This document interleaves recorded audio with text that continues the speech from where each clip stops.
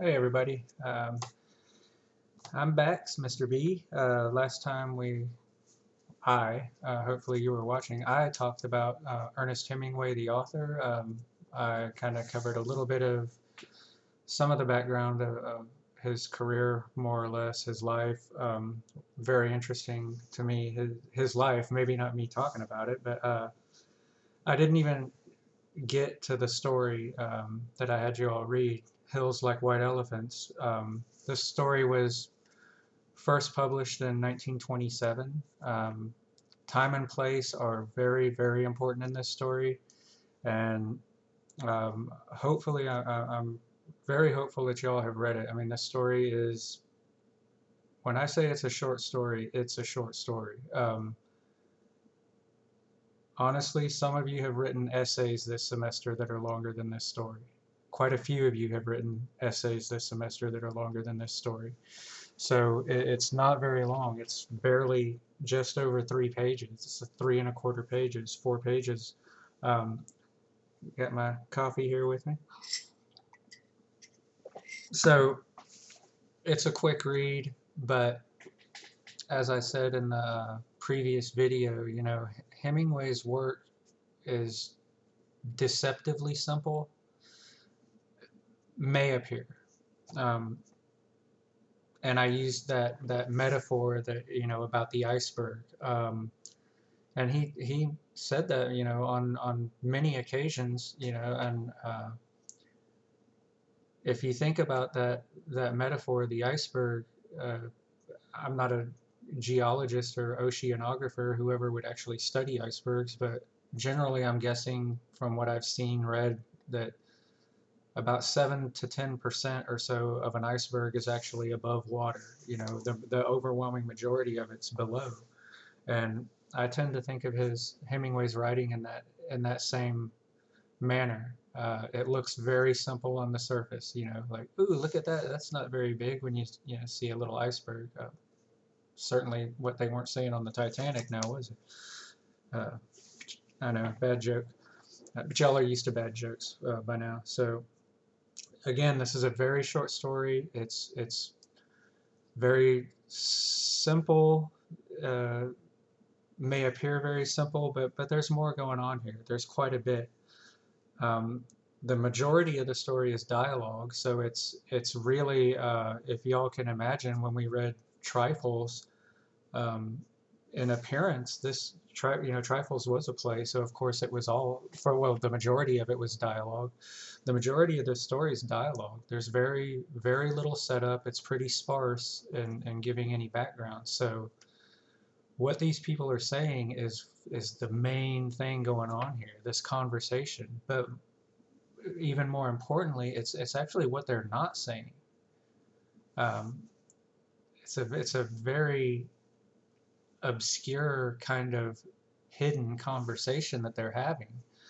And there's many people have many different beliefs on why they're talking in this almost secret code, hidden nature. And yes, I know I need to shave, but we're on quarantine, so who cares? Um, but let's go ahead and look at it. Now, first I said time and place are very important. Okay, let's talk about the setting real quick.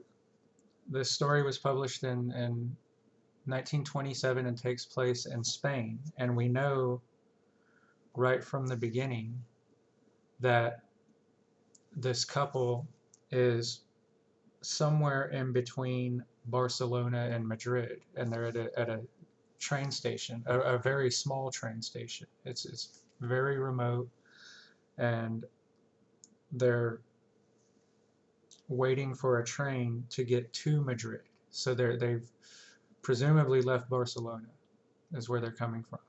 They're on a layover, if you will. Yes, trains did have layovers and probably still do, just like airplanes do. But they're on their way to Madrid. Now, uh, as many of you should know, or will know, Madrid is the capital of Spain, and it's also, even up till today, it is the largest city in Spain. But Barcelona is not a whole lot smaller. However, in 1927 it was quite a bit smaller. So again, the time period is very important. Now, what else is important is the place. Um, I don't know. I probably should have just Googled it and checked before I started this, but I do know for a fact that when this story came out, when this story was published in 1927, that Spain was the largest Catholic country in the world. You know, a lot of people would, even back then and today, a lot of people would say Italy. And you know, well, Italy, that's where the Vatican is. That's where the Pope is. Well, all of that's true, but first of all, Vatican City is not part of Italy. Vatican City is actually the smallest country in the world. It is a country by designation. If you didn't know that, you do now. Little trivia for you. Vatican City is a country. Um, however, per numbers, sheer numbers, when this story was published, Spain had the largest Catholic population on planet Earth. And if you didn't figure out what the story was about, which fine, if you didn't, that's fine. It's a lot of people don't. You'll understand if you did figure it out. You'll understand why being setting the story in Spain is so important.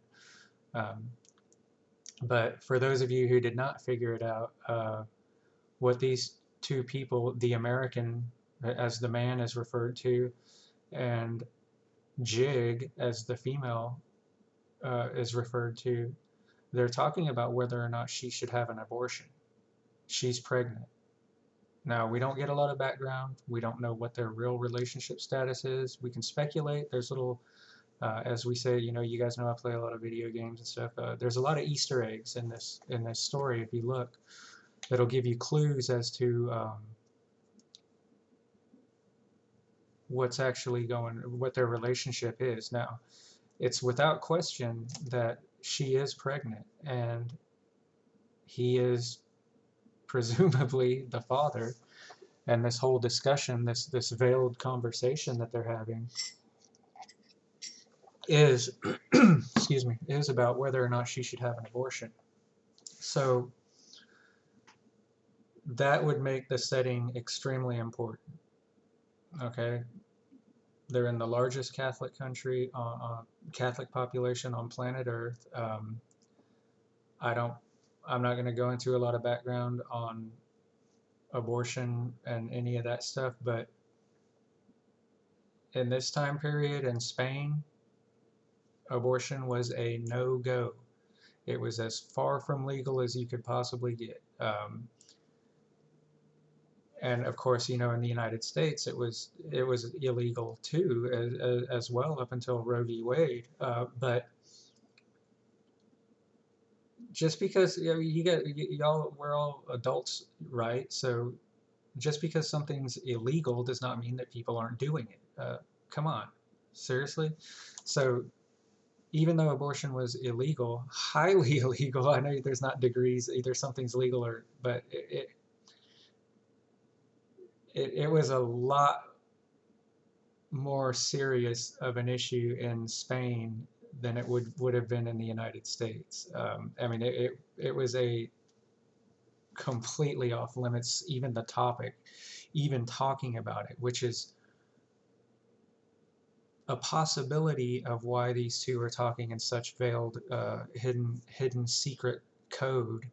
Because there's only one other, I don't even know if you could call it a character, one other person in the story, and that's the barmaid at this little train stop that they're waiting at.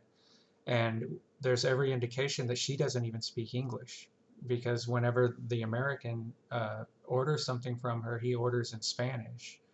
Um, and I don't think he's doing it to try to impress the Jig. You know, look, I can order in Spanish.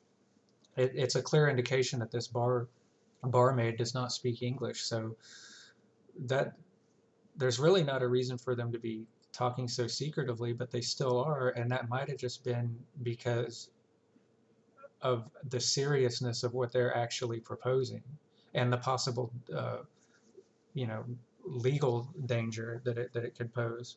But that's I'm totally speculating there. But that has a lot to do with where why Hemingway decided to make this story take place where it does. Now, there's also some other kind of more symbolic things you can look at. First of all, the man is simply the American, right in the very first, in the beginning. Uh, the hills across the valley of the Ebro were long and white. Now the Ebro is just a river, and I believe it's one of the longest rivers in the Iberian Peninsula, which is part of where Spain is. Um, but we hear this, the American and the girl. Okay, so they're when they're first introduced, they're basically just identifiers. They're not even given names. And as we know at the end of the story, the man is never given a name. The man is simply the American. The female, and she seems much younger to me than him, is identified as Jig. But at the beginning, it's the American and the girl. Again, this would indicate, first of all, that the female is not American. That's what it indicates to me. Because there is a distinction. The American is used as an identifier. So clearly the female is not American. We don't know if she's Spanish. She could be British. She could be anywhere. I'm saying that she is, it's a pretty clear indicator here that she is not American. Okay, so that, other than just gender, male and female, but the American and the girl, that clearly separates the two. That puts a kind of a distinction, identifying distinction between the two of them. Now, the word girl is loaded too, okay, because we know that this female, this woman, is pregnant with potentially, we don't know what's going to happen. Sorry, throat's dry. With what's potentially going to be their baby. But girl would indicate that she's very young. Now, I'm not talking about anything of that nature. I'm not even going to say that word because it disgusts me. But she's much younger than him, and it also, as you see through their conversations, she's kind of innocent and naive. And by Hemingway labeling her as the girl, it's kind of a alludes to innocence and naivety, and also her name, Jig. That's just a nickname. Well, that would be another indication of a younger person. Most of us don't take nicknames we had when we were children into adulthood. And I say most. I'm not saying. Trust me. I know. I have friends that are my age and older that still go by nicknames. So I'm not saying it's unheard of, but the emphasis here is that this is a young person, that she is very young, and the American seems much more, in their conversation, he's much more confident and more self-assured, and he's more he seems to me much more mature, older. And I'm not saying that trying to insult the girl. I'm just saying that there's definitely a different level of experience with the world and responsibility. It seems it's a whole different thing. Now, what that can also indicate, though, is we've got how the setting is important, because they would make what they're talking about even that much more of a urgent situation and potentially, a dangerous situation in many ways. But it also causes me to question of the true nature of their relationship.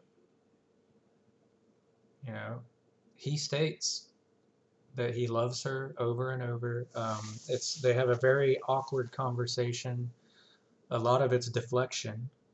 The Jig will ask the American, the man. I'm just going to say the man. Jig will ask the man a specific question, and he goes completely around the answer. I mean, he's evading everything direct. He's and at this point, I don't think he's trying to hide anything from possible eavesdroppers. He's simply deflecting everything that she says. He's like, and he's using a lot of reverse psychology, which would be another indication that he's much older and much more experienced with the ways of the world than she is. And we'll go into some specific examples in just a minute, but um, notice how, okay, so let's see. I'm trying to find some examples here.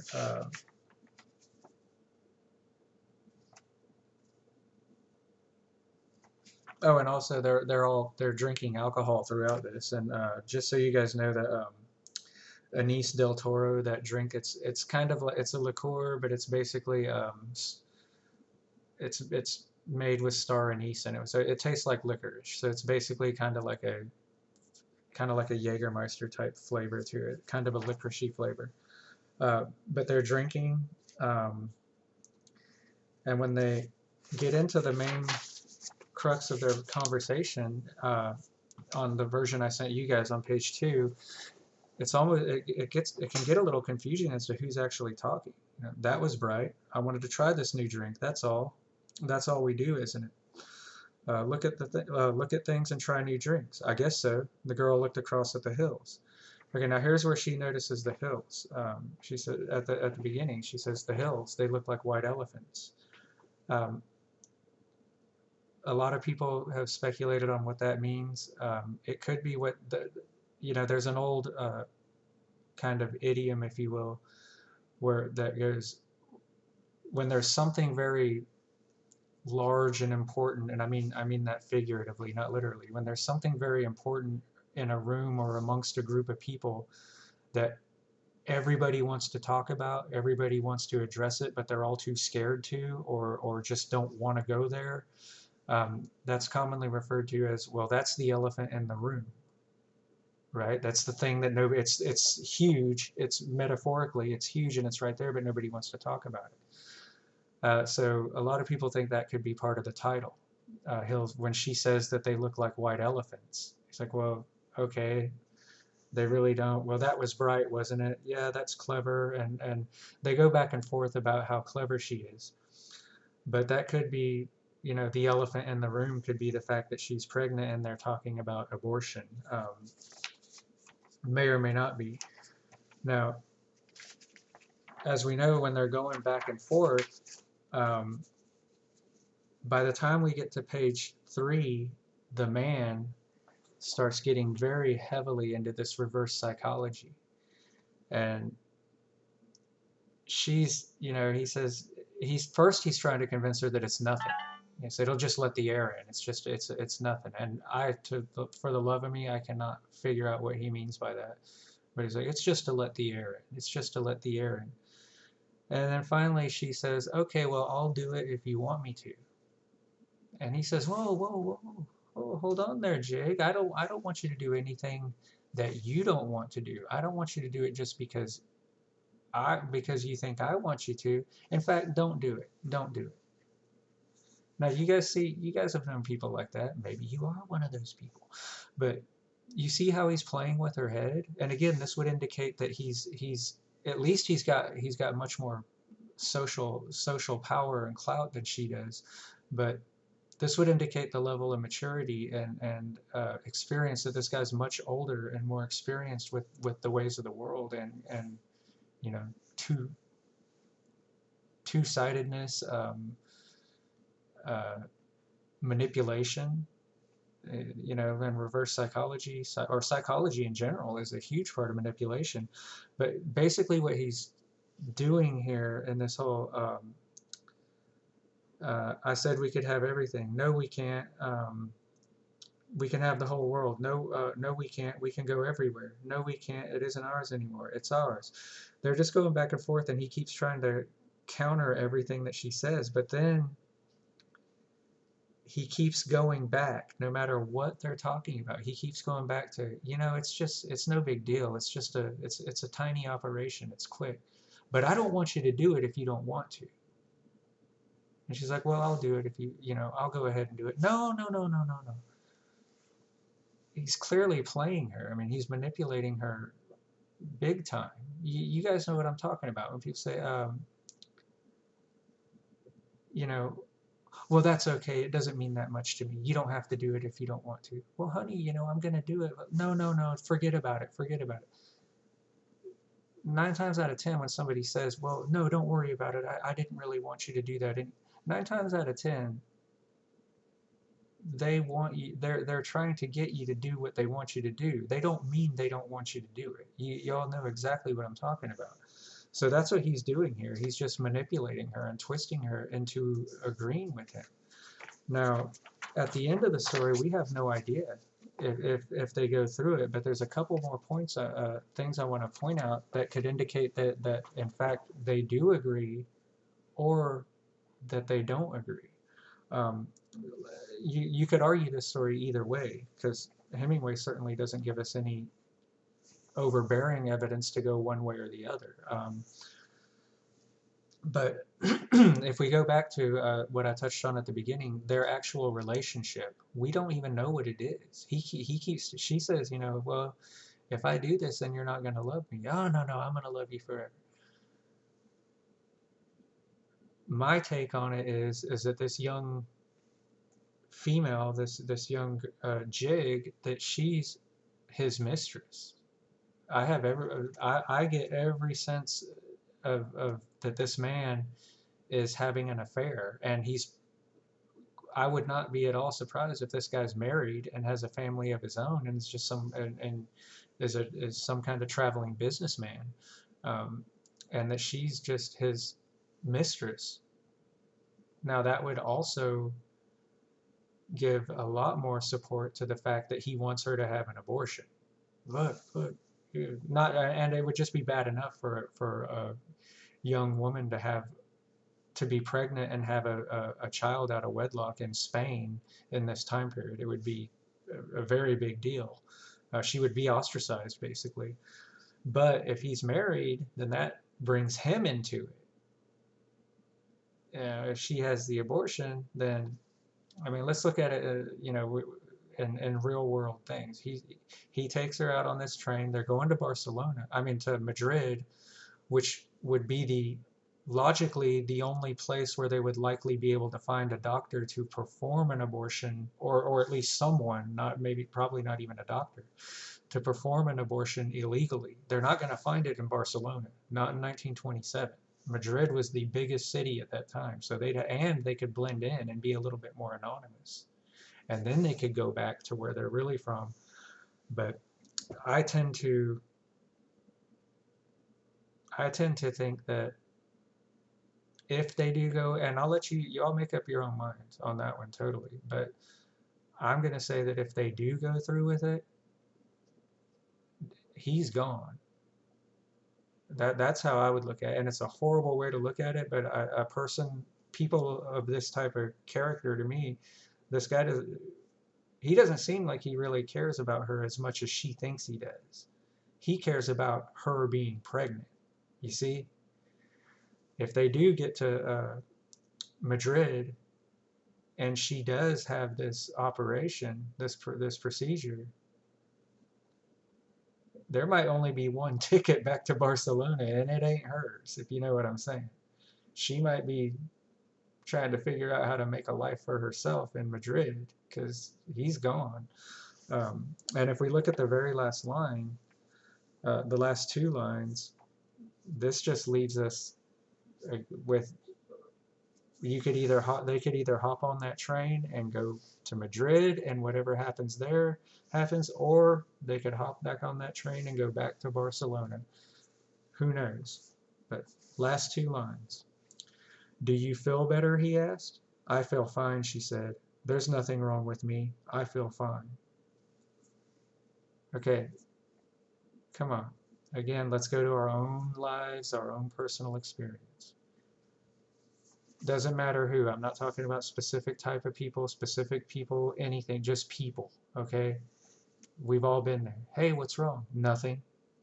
Come on, you can tell me. Nothing. Well, why are you acting? I feel fine. I'm fine. we know that that is exactly the opposite of what they're saying, okay? And that's how I feel this is ending. It's not a very uplifting story, but it's, at the very least, it's incredibly clever that he can have these two people having this whole conversation without ever saying what it is they're actually talking about. And if you do look below the water at the rest of that iceberg, it's very clear. So again, it took me, as of right now, almost 26 minutes to talk about a story that's 4 pages long that you all could read in 10 minutes. Um, well, not probably, it's less than 10 minutes. So there you go. That's under the surface. That's the rest of the iceberg. Um, and I'll go ahead and stop it there. And SA4 has been assigned. Look at the requirements. Get to work on these guys. Everybody who submitted a SA3 so far has got it back. And revisions, I've got quite a few revisions, but we're getting close to the end. So do not fall don't fall behind. We're already behind. Don't fall more behind. So anyway, keep checking D2L, and I'll be in touch, and I'll see y'all soon.